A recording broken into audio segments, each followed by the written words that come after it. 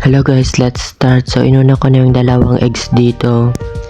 Then sinunod ko na yung breadcrumbs. So bali dito guys, kumuha lang ako ng malaking bowl para dito ko ilagay. Then sinunod ko na yung cheese dito. So guys, depende sa inyo kung anong shape ang gagawin nyo. Pero sa akin rectangle shape. Then kung gaano siya kakapal at kakanipis. So sa akin sakto lang, baliwalo lang din yung hiniwa ko dyan na gagamitin ko. Then sinunod ko ng tasty bread.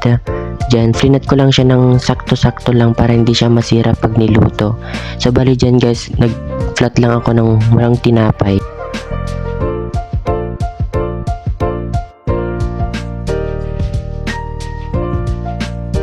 So guys, ito na yung 5 ingredients na gagamitin natin. So bali pinagsama-sama ko na sila. So inuna ko nga pala yung bread, sinunod ko yung hotdog, cheese, egg, and breadcrumbs.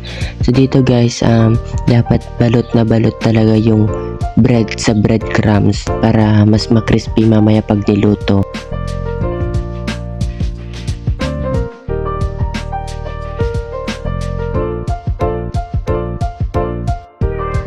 So sinalang ko na yung palayok, din nagpainit lang ako ng mantika. Then nilagay ko na yung mga ginawa kong bread rolls. So dyan guys, dapat mahina lang yung apoy para hindi siya madaling masunog.